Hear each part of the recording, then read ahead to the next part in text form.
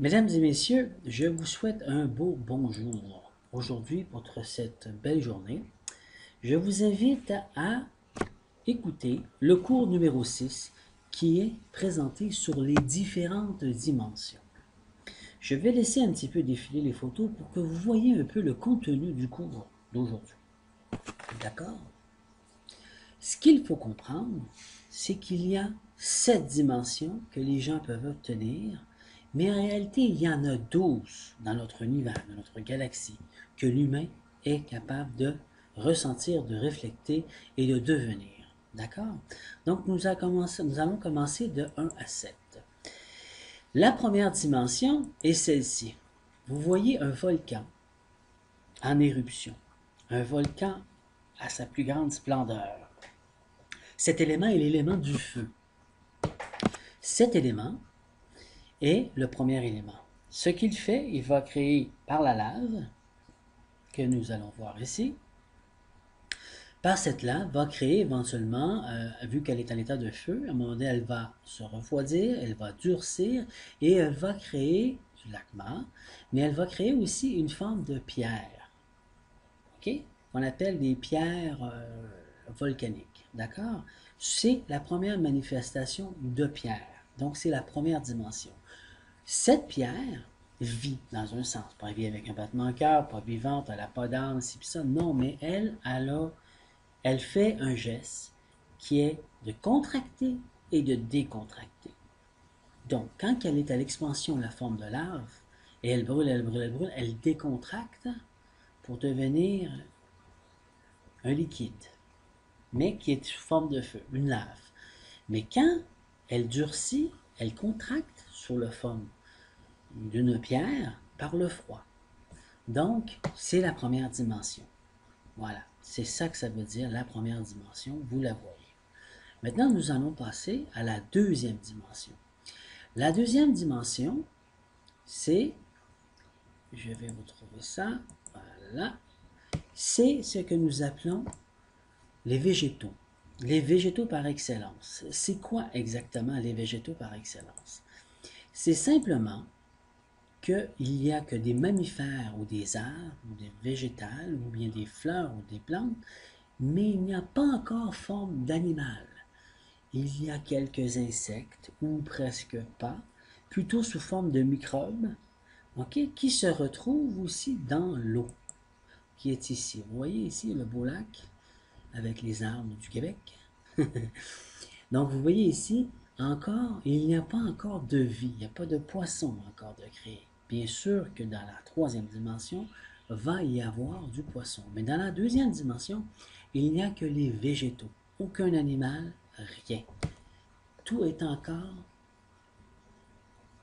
pas tout à fait en vie. C'est en vie sous forme de mammifères, sous forme de végétaux, mais il n'y a pas de vie comme telle animale ou humaine. Donc maintenant, nous allons aller dans la troisième dimension, pour que les gens puissent bien comprendre. Vous voyez ici l'apparition de la troisième dimension. Vous voyez des jeunes cerfs. Ces cerfs est la forme de vie. Bon, c'est pas nécessairement la première. Il y a des insectes, il y a des araignées, peu importe son échelle. Moi, je vous ai pris ceci, les cerfs, pour que vous voyez bien qu'est-ce que la troisième dimension. Une fois que l'animal est là et domine bien la troisième dimension, va apparaître l'humain. Que ce soit une femme ou que ce soit un homme. Ceci fait partie de la troisième dimension. D'accord? Dans l'humanité, chez les humains, nous avons trois échelons. Ce que nous appelons l'homme normal, entre guillemets, est la première phase de manifestation dans la troisième dimension. Cette phase est là où il va évoluer avec les éléments autour de lui, donc les deux premières dimensions, le feu, l'eau, l'air et la terre. Il va fonctionner avec la deuxième dimension que je viens de vous nommer aussi, la première et la deuxième. Et il va fonctionner avec tous les animaux qui sont dans la troisième dimension. Pour s'y retrouver, ceci est l'homme normal pour pouvoir fonctionner. Maintenant, soit qu'il continue à avancer vers le côté lumineux, donc ascensionner, ou soit qu'il ascensionne vers le bas, le côté obscur. Là où est-ce que je vous ai expliqué le côté obscur, qui est quoi? La colère, la frustration, la colère, la rage et après la haine, comme Hitler. D'accord? Mais le côté lumineux, OK? Nous avons plusieurs évolutions. Nous avons ce que nous appelons l'homme normal, la première évolution. La deuxième évolution est l'homme qui est art, qui est très artistique. Dans l'artistique, nous avons trois évolutions encore. La première dimension de cet art, dans l'art, qui est quand il va commencer à dessiner ou à peindre une peinture, tout en la faisant en première dimension, comme dans le temps quand on le faisait dans les grottes, sur les murs, tout ça. D'accord?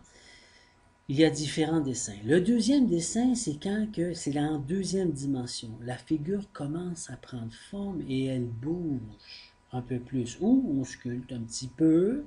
On commence à faire des formes, que ce soit une petite bicyclette, que ce soit une petite moto, que ce soit un cheval, mais encore à l'état brut. Elle n'est pas encore parfaite. La troisième dimension de l'homme qui pratique les arts, on appelle l'homme de cause, cet homme va créer une statue, un dessin, une peinture qui va prendre forme en troisième dimension. Donc nous pouvons presque y toucher si nous pouvons toucher la peinture, ou on va sculpter une tête par exemple et nous allons pouvoir la toucher. Elle est vraiment réelle devant nous.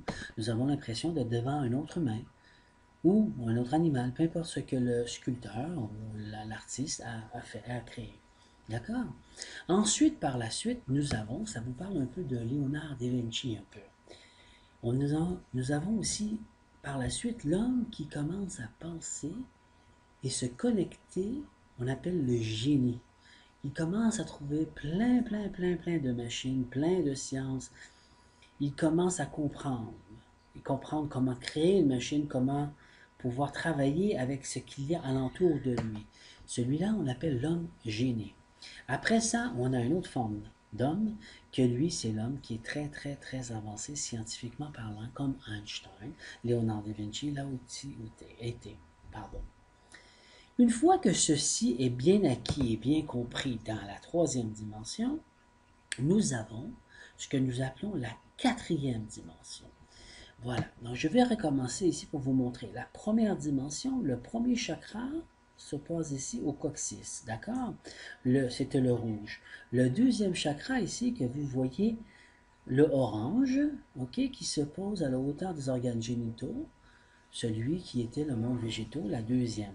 La troisième, c'est l'instinct ici, qui se pose, qui est le jaune, qui se pose ici au nombril, au plexus solaire. Ceci est l'instinct animal que nous avons, l'instinct universel ou l'instinct, pas encore universel, pardon, mais animal ou l'instinct de la planète Terre. C'est la troisième dimension. Nous pouvons utiliser d'autres chakras qui sont ici, mais encore, ils sont sous la ceinture. Vous voyez la ceinture comme je vous avais expliqué? Donc, sous la ceinture, ça veut dire qu'ils ne sont pas exploités à 100%. Des fois, nous allons utiliser celui de la couronne ou celui ici du troisième œil pour pouvoir penser constamment. Donc, c'est comme ceci un peu que la matrice nous contrôle. Okay? Pourquoi? Parce que nous pensons constamment à notre petit bonheur, plus grosse voiture, plus grosse maison. Il n'y a pas de mal à tout ça. Plus grosse télévision, plus grosse... C'est pas du mal d'avoir tout ça, sauf que nous oublions ce que nous sommes, parce que constamment nous sommes dans un film ici. Donc voici, une fois que nous franchissons cette barrière, nous allons ici sur le cœur, qui est la quatrième dimension, et cette dimension s'appelle la dimension christique. Elle n'est aucunement religieuse, mais plutôt spirituelle. Le Christ, nous l'avons avec la suite par les religieux, dit que le Christ était le Fils de Dieu, mais bon, ceci n'est pas le sujet d'aujourd'hui. Ce que je veux que vous compreniez, c'est que cette dimension s'appelle la dimension christique. D'accord? C'est une dimension d'amour. Okay? Dans le cœur, il n'y a que l'amour ou la peur. Ceux qui vont ascensionner vers l'amour ascensionnent dans l'amour. Donc, ils continuent à monter de dimension en dimension. Cette dimension, elle est archaïque, donc composée de vibrations des anges. Dans l'amour, nous pouvons par la suite, vu qu'on a franchi la porte, monter plus haut dans chacune des dimensions, chacune des chakras et contrôler complètement chacun des chakras. Voilà. Le cinquième dimension qui est ici, pardon, la cinquième dimension est la dimension de la gorge, le verbe. Je suis dans l'amour inconditionnel, je deviens universel parce que dans mon corps, dans mon vaisseau, je suis l'amour dans la quatrième dimension. Et dans la cinquième, je deviens universellement, verbalement, donc je verbalise ma volonté de transformer ce que je suis. Donc, cette vibration prend connexion avec les archanges, le monde des archanges, qui sont les chefs, les directeurs, si vous voulez, les supérieurs des anges. Ils sont responsables des anges, donc de cette dimension. Ils sont responsables de la cinquième dimension et leur rôle à eux est de nous enseigner comment être universel.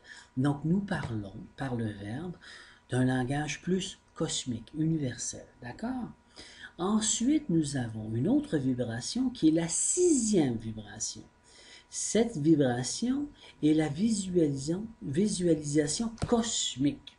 Ce qui veut dire que nous ne sommes pas seulement universels, je ne vibre pas seulement dans l'amour de sur Terre et ensuite dans l'amour universel, je vibre dans l'amour cosmique. Ça veut dire que là où il y a une étoile, sûrement qu'il y a un système solaire qui est habité. Il doit avoir vie. Donc, j'ai la capacité de visualiser dans l'univers, dans le cosmos, autre vie et vibration. D'accord? Je pousse un peu. Mais c'est là aussi où on dit que les archanges commencent à dire à l'humain, qui est rendu à ce niveau, et lui disent, nous te regardons faire. Tu es à l'image de Dieu, ou à l'image, pour ceux qui sont athées, à l'image de Père, Mère universel ou de l'univers, tu es plutôt à l'univers. Donc, montre-nous ce que tu es capable de créer sur Terre selon le cosmos. Vous voyez ici la corne, voilà. Quand on portait ce temps-ci, en cette époque ancienne, pour signifier quand nous avions des cornes, c'est que nous étions en train de visualiser l'univers, la Terre, l'univers et le cosmos.